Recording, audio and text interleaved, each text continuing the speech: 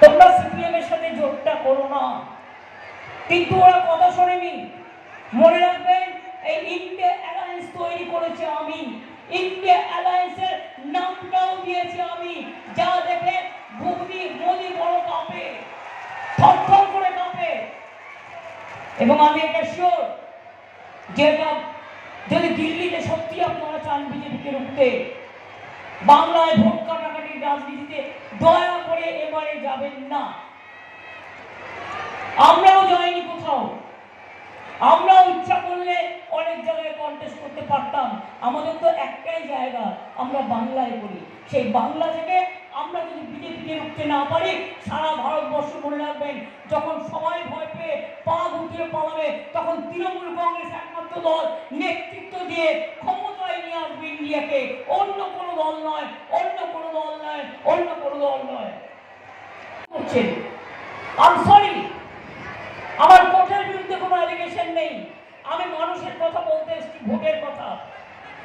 মানুষের শেষ যাওয়ার জায়গাটা কোথায়? বিচারের দরজায়। যখন মানুষ কোনো বিচার পায় না, বিচারে আজকে পুরো বিচারের দরজাটা বিজেপি বন্ধ দেয়, তাহলে মানুষ কোথায় যাবে?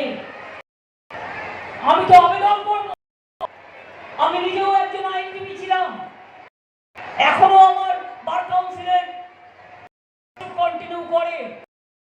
আমি আবেদন করে বলছি আপনাদের, ভাবুন, আজ যদি আপনার ঘরের ছেলে মেয়েদের চাকরি চলে যেত, তাহলে আপনারা কি করতেন? পারতেন 7 বছর কাজ করে সেই টাকাটা ফেরত দিতে? 12 ইন্টারেস্টে সরকারের দায়িত্ব পালন করছে। আমরা আইনে যাচ্ছি।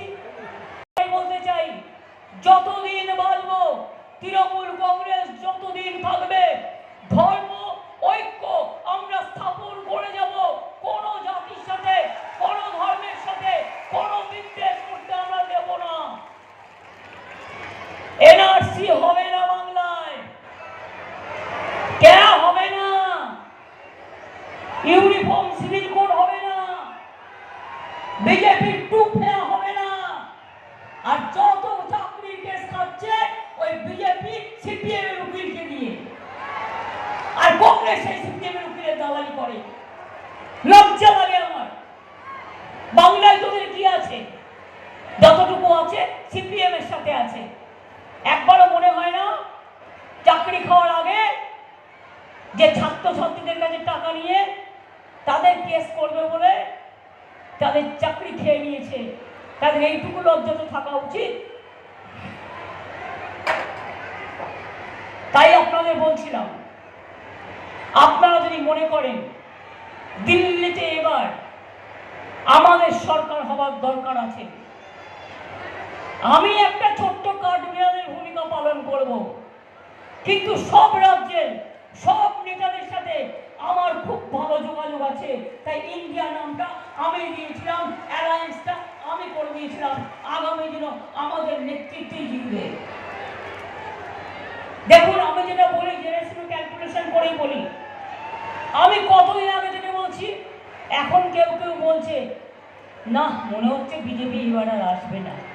তো এতদিন কি বলছি রে, इस बार 400 पार। আমি বললাম इस बार पगार पार।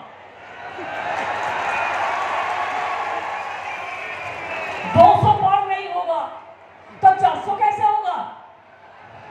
बोलून अभी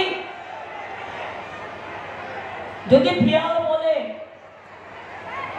আমি মাছ খাবো না কাশি যাব, বিশ্বাস করবেন? বিড়াল তপস্বী, মাছ খাবে না কাশি যাবে?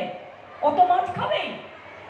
আপনি যতই আটকান, কাউকে বলছে মাছ খাওয়া বন্ধ, মাংস খাওয়া বন্ধ, ডিম খাওয়া বন্ধ, উত্তরপ্রদেশে দোকান বন্ধ, রাজস্থানে বন্ধ, মধ্যপ্রদেশে বন্ধ। বাংলায় এসব কখনো দেখাতে পেরেছে ওরা? বাংলায় কখনো দেখেছেন কি ছাত্র যৌবন দেখেছেন? আমের যখন রপ্তানি হয় তখন কি লেখা থাকে কোনটা সংখ্যালঘুর চায়ের বাগান আর আমের বাগান আর কোনটা হিন্দুর আমের বাগান? কোনটা? আমার আদিবাসীদের আমের বাগান, মালদার আম, মুর্শিদাবাদের আম, পৃথিবীর বিখ্যাত আম, বাইরে যাতে রপ্তানি হয় তার ব্যবস্থাও আমরা করে দিয়েছি। কি মা বোনেরা লক্ষ্মী ভান্ডার আপনারা পাচ্ছেন না? মা বোনেরা বসে আছেন যারা আম্মারা, আপনারা যারা মা বোনেরা বসে আছেন এই গরমের মধ্যেও প্রচন্ড কষ্টের মধ্যে, তারা লক্ষ্মীর ভান্ডার পাচ্ছেন? লক্ষ্মীর ভান্ডার পাচ্ছেন? লক্ষ্মীর ভান্ডার পাচ্ছেন? বিজেপির কোন একজন বুমা নেতা বলেছে 3 মাস পর লক্ষ্মীর ভান্ডার হবে না। আমি বলি সাহস থাকলে হাত লাগাও, লক্ষ্মীর ভান্ডার চলবে এবং এই লক্ষ্মী সরস্বতী রূপসানা রসনা এরাই তোমাদের আগামী দিন দেবে ভালো। অ্যালায়েন্সের নামটাও দিয়েছি আমি, যা দেখে মোদি বড় কাঁপে, থরথর করে কাঁপে।